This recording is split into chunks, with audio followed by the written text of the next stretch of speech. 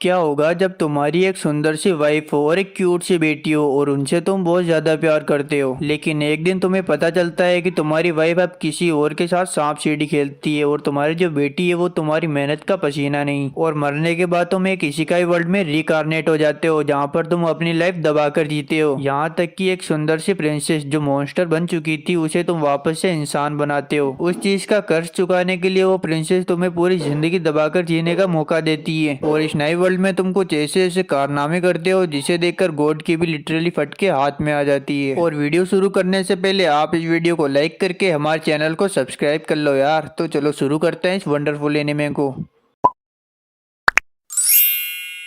Liang जो एक office worker है और उसे अच्छे से नींद लिए हुए लगभग 10 साल हो चुके हैं। यहाँ तक कि काम का स्ट्रेस इतना बढ़ चुका है कि मानो वो एक टॉक्सिक एनीमे का साइड कैरेक्टर हो। लेकिन इस सब के बावजूद एक चीज है जो उसे अभी भी संभाले हुए है, वो है उसकी वाइफ मीका और उसकी प्यारी बेटी कानामे। लियांग हर बार की तरह थक हार कर अपने घर पर आता है। मीका भी उसका इंतजार कर रही होती है। लियांग कानामे के बारे में पूछता है। मीका बताती है कानामे सुबह से एक डॉग की जिद कर रही है। उसने अपने फ्रेंड के घर पर एक शरेबियन डॉग देखा था, तभी से वो एक डॉग की जिद कर रही है। लियांग इस मांग को पूरी नहीं कर सकता क्योंकि फिलहाल बजट टाइट है, लेकिन फिर भी जब वो अपनी बेटी की प्यारी सी शक्ल देखता है तो वो सोचता है कि अगर एक डॉग मेरी बेटी के चेहरे पर मुस्कान ला सकता है तो थोड़े एक्स्ट्रा सिप लेना भी चलता है। यह सोचकर वो अगले दिन कानामे को एक पेट शॉप में लेकर जाता है। मीका हैरान थी कि लियांग आखिर डॉग के लिए मान कैसे गया, क्योंकि उसे लगा था कि लियांग के ऊपर काम का बोझ काफी ज्यादा है। पर लियांग कहता है कि उसके लिए उसकी फैमिली की खुशी सबसे ऊपर है, यहाँ तक कि वो उसके लिए कुछ भी कर जाएगा। अगले दिन बॉस लियांग के ऊपर चिल्लाता है कि आखिर तुमने वो फाइल सबमिट क्यों नहीं की। लियांग कहता है कि उसने तो वो फाइल थर्सडे को ही तैयार करके बॉस को भेज दी थी, लेकिन बॉस तो एक पार्टी में चिकलेट क्लीना के साथ गुलछर्रे उड़ा रहा था। लेकिन बॉस लियांग की एक नहीं सुनता। लियांग के साथ हर जगह बस गलत ही गलत होता है। कभी उसके जूनियर उसके काम का क्रेडिट ले जाते हैं तो कभी सीनियर अपनी गलती का बोझ लियांग के ऊपर डाल देते हैं। इसकी जिंदगी बिल्कुल झंडे, बिल्कुल हमारी तरह। अपनी झंडू जिंदगी के बावजूद जब वो थक हार कर अपने घर पर आकर बस अपनी फैमिली की एक झलक देख लेता है तो वो सब कुछ भूल जाता है। एक दिन ट्रेन में उसका दोस्त लिट्टा उसे मैसेज करता है, नया किंडर ड्रॉप हुआ है, क्या तू मेरे लिए लेकर आ जाएगा। यह पढ़कर लियांग हंस पड़ता है। लिट्टा उसका बेस्ट फ्रेंड है इसलिए वह हाँ कर देता है। लियांग किंडा लेने के लिए गूगल मैप्स की वजह से दुकान खोजने लगता है, लेकिन फिर भी उसे नहीं मिलती। तभी अचानक से उसकी नजर मीका पर पड़ती है जो एक रैंडम आदमी के साथ डेट पर होती है। यह देखकर लियांग अंदर से हिल जाता है। वह कहता है कि मीका ने तो मुझसे कहा था कि वो कानामे को आज स्वॉर्ड प्रैक्टिस के लिए लेकर जाएगी, लेकिन ये क्या है भाई। घर आकर वो मीका से कैजुअली पूछता है कि आज तुमने क्या किया। मीका काफी सफाई से झूठ बोलती है। वह कहती है कि आज मैं कानामे को स्वॉर्ड प्रैक्टिस के लिए लेकर गई थी, तुम्हें बताया तो था। लियांग सच बोलने ही वाला होता है तभी वो खुद को रोक लेता है और खुद से ही कहता है मीका ऐसा नहीं कर सकती। मीका आखिर ऐसा क्यों ही करेगी, शायद मुझे ही वहम हुआ होगा। अगले दिन वो ऑफिस में काम कर रहा होता है, लेकिन उसका कंप्यूटर ठीक से काम नहीं करता, इसलिए वो उसे पूरी तरह से शट डाउन कर देता है और ब्रेक लेने के लिए थोड़ा बाहर टहलने लगता है। वो वापस उसी जगह पर जाता है जहाँ पर मीका पहले बैठी हुई थी, लेकिन अब वो वहाँ पर नहीं होती।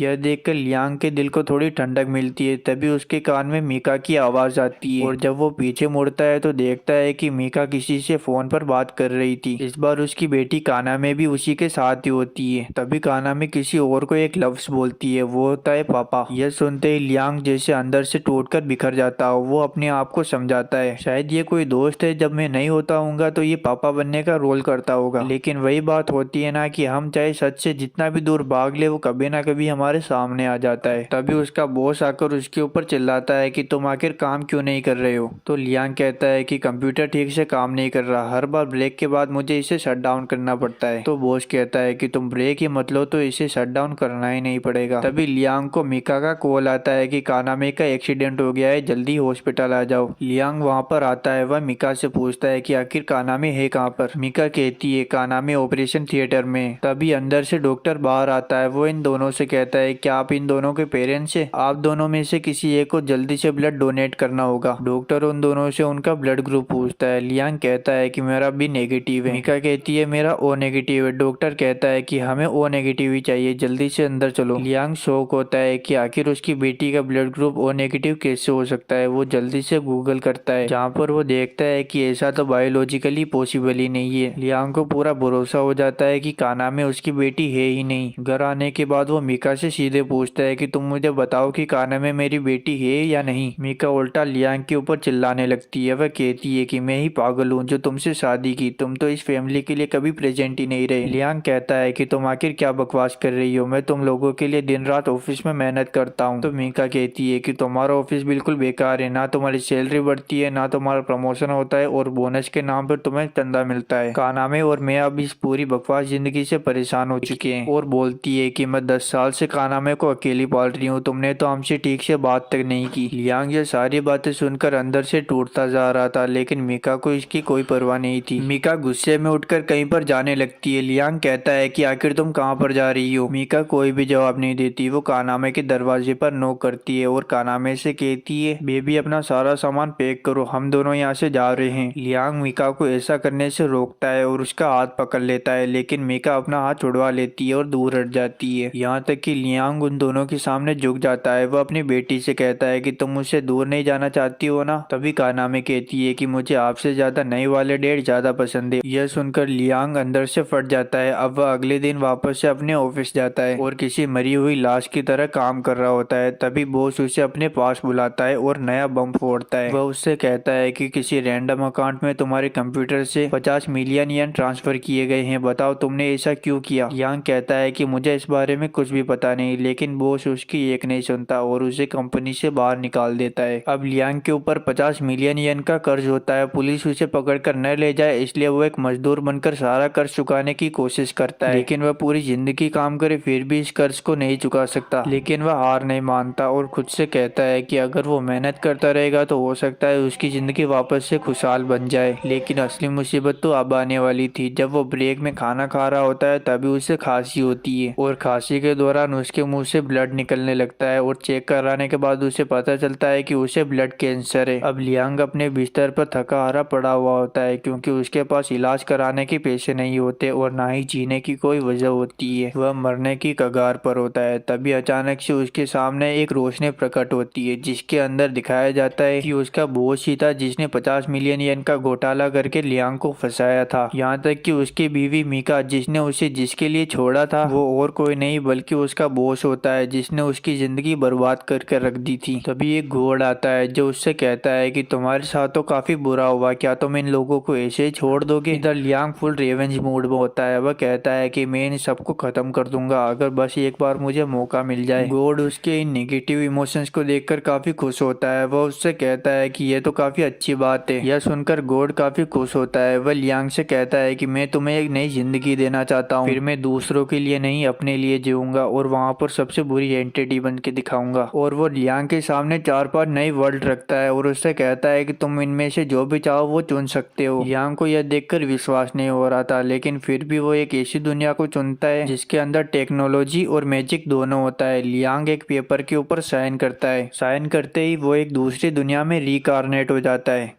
लियांग अब रिकारनेट होकर प्लेनेट हाइड्रा के राजा का बेटा बन जाता है। अब सीन 5 साल आगे शिफ्ट होता है जहाँ पर लियांग का बर्थडे चल रहा होता है। सब लोग उसे बर्थडे विश करते हैं और उसकी मॉम उसे अपने पास बुलाती है। ये दोनों स्पेल कास्ट करके कहीं पर जाने लगते हैं। वहाँ पर एक बड़ा सा केक भी होता है। वो लियांग से कहती है कि इसमें तुम्हारा बर्थडे गिफ्ट है और जब लियांग उस गिफ्ट को खोलता है तो उसके अंदर एक रिमोट होता है। मॉम उससे कहती है कि ये तुम्हारी एआई रोबोट का कस्टमाइजेशन रिमोट है, इससे तुम उस मेड के सारे पार्ट्स को कस्टमाइज कर सकते हो। लियांग मोम से कहता है कि मुझे मेड की क्या जरूरत है और वैसे भी मैं एक बच्चा हूँ, मुझे ऐसी चीजें नहीं करनी चाहिए। लेकिन मोम सीरियस होती है। वह लियांग से कहती है कि आगे जाकर तुम एक राजा बनोगे, इसके लिए तुम्हें ये सारी चीजें आनी चाहिए। तभी लियांग का फादर वहाँ पर आता है जो लियांग से कहता है कि मैं तुम्हें एक बहुत ही बढ़िया गिफ्ट देना चाहता हूँ। लियांग एक्साइटमेंट में पूछता है कि आखिर वो क्या चीज है। उसके फादर उससे कहते हैं कि मैं तुम्हें इस प्लेनेट का राजा बनाना चाहता हूँ, लेकिन तुम्हें हर महीने हमें पेंशन के पैसे देने पड़ेंगे। लियांग काफी खुश होता है और बिना पढ़े एग्रीमेंट पर साइन कर देता है। उसके बाद उसके पेरेंट्स एक लॉन्ग ट्रिप पर चले जाते हैं। इधर लियांग को विश्वास नहीं हो रहा था कि उसे पैसा, पावर, इज्जत सब कुछ इतनी आसानी से मिल गया और वो मन में सोच रहा होता है कि वो जैसे चाहे अपनी जिंदगी को जी सकता है और उसे कोई रोकने वाला भी नहीं है। इस नई जिंदगी के लिए वो उस गॉड को भी थैंक यू बोलता है। दूसरी तरफ ये गॉड जो लियांग की बॉडी को देखकर कहता है कि इस जैसे दुखियारे तो हर गली में मिल जाते हैं। इस बेचारे को लगता है कि मैं इसकी मदद करने आया हूँ। अब वो कहता है कि चलो उन दोनों को भी देख लेता हूँ। इसका मतलब मीका और लियांग के बॉस से होता है। बॉस कहता है कि मुझे लियांग के लिए काफी दुख हो रहा है, मैंने उसकी पूरी लाइफ बर्बाद कर दी। पर मीका कहती है कि तुम उसकी टेंशन क्यों ले रहे हो, उसने मेरे 10 साल बर्बाद किए हैं। दुखी तो मुझे होना चाहिए उस बेवकूफ की वजह से। खैर उसे छोड़ो। तभी गॉड अपने मैजिक का इस्तेमाल करता है और वहाँ पर पुलिस आ जाती है। पुलिस कहती है कि हमें पता चल गया है कि 50 मिलियन येन का फ्रॉड किसने किया है, वो तुम हो, और सारा का सारा इंजाम लियांग के ऊपर डाल दिया। अब पुलिस बॉस को अरेस्ट कर लेती है। इधर मीका काफी टेंशन में होती है क्योंकि अब ना उसके पास लियांग बचा होता है और ना ही उसका बॉस। यह सब देखकर गॉड काफी खुश होता है। वह कहता है कि कितने सारे नेगेटिव इमोशन है, मुझे मजा आ गया। इन दोनों को तो मैंने ठिकाने लगा दिया। अब असली मजा तो लियांग के साथ आने वाला है। मैंने उसे एक ऐसी दुनिया में भेजा है जिनमें लोगों की उम्र काफी लंबी होती है। वो दुखियारा अपनी नई जिंदगी में इतने सारे दुख सहेगा जिससे बहुत सारे नेगेटिव इमोशंस आएंगे और वो मुझे पसंद है। इधर दूसरी दुनिया में पायरेट्स एक जगह पर हमला कर रहे होते हैं। उनके लीडर को लगता है कि उनकी जीत हो रही है। तभी अचानक से उनके साथी एक एक करके ब्लास्ट होने लगते हैं और उनके पास से एक लाइट गुजरती है। यह होती है लियाफ किंगडम की प्रिंसेस नाइट। जब वो बैटल फील्ड में एंटर होती है तो एक एक करके सारे पायरेट्स को मारने लगती है। वह इतनी तेज और ताकतवर होती है कि पायरेट्स उसका मुकाबला नहीं कर पाते और वहाँ से दुम दबाकर भागने लगते हैं। प्रिंसेस अपनी सेना से कहती है कि चलो जल्दी उसका पीछा करो, हमें उसे भागने नहीं देना है। दूसरी तरफ लियांग की एआई मेड भी आ चुकी थी, पर लगता है लियांग को इसकी पैकेजिंग पसंद नहीं आई। लियांग को समझ नहीं आता कि वो इसे आखिर खोले कैसे। तभी बटलर उसे बताता है आपको बस इसकी पैकेजिंग को छूना है और वो ओपन हो जाएगी। लियांग पैकेजिंग को छूता है, पैकिंग धूल बनकर उड़ जाती है और उसमें से एआई रोबोट बाहर आ जाती है। लियांग उसे देखकर काफी खुश होता है। रोबोट अपना इंट्रोडक्शन देती है कि मेरा नाम अमेगी है। बटलर लियांग से कहता है कि ये आपकी पूरी जिंदगी सेवा करेगी, बस इसे हफ्ते में एक बार मेंटेनेंस की जरूरत पड़ती है, बाकी ये आपके लिए 24/7 एक्टिव रहेगी। पर लियांग को तो इस बुड्ढे की बातों में कोई भी इंटरेस्ट नहीं होता क्योंकि उसका ध्यान तो किसी और चीज पर है। बटलर उससे कहता है कि आप ये क्या कर रहे हैं। लियांग कहता है कि मैं तो बस चेक कर रहा था कि मैंने जैसा मंगवाया था ये वैसा आया है या फिर नहीं, बिल्कुल डबल डोज के साथ, ये काफी सॉफ्ट है। बटलर उसे बताता है कि ऐसे काम खुले में नहीं करने चाहिए। तो लियांग कहता है कि इसकी पूरी जांच करने के लिए मैं इसे कमरे में लेकर जाता हूँ और यह कहकर वो कमरे में लेकर भी चला जाता है। थोड़ी देर बाद लियांग कमरे से बाहर आता है। अब अमेगी लियांग के कंधे दबा रही होती है और लियांग को काफी मजा आ रहा होता है। बटलर कहता है कि आप आखिर कमरे में उसके साथ क्या कर रहे थे। लियांग कहता है कि अरे तुम टेंशन मत लो यार, मैं दिखता 5 साल का हूँ लेकिन मेरा दिमाग 36 साल के आदमी जितना है। बटलर कहता है कि 36 साल के होने के बावजूद आप एक बच्चे ही हैं। अमेगी लियांग को समझाती है कि इस दुनिया में लोगों की उम्र 400 से 500 साल होती है और उन्हें अडल्ट होने के लिए कम से कम 100 साल पूरे करने होते हैं। लियांग कहता है कि यह तो काफी अच्छी बात है, अब मुझे जीने के लिए काफी ज्यादा समय मिलेगा और वो अमेगी के साथ मिलकर अपनी लाइफ एंजॉय कर सकता है। तभी बटलर कहता है आपको एक एआई रोबोट के साथ इतना घुल मिलकर नहीं रहना चाहिए। लियांग कहता है कि भला ऐसा क्यों।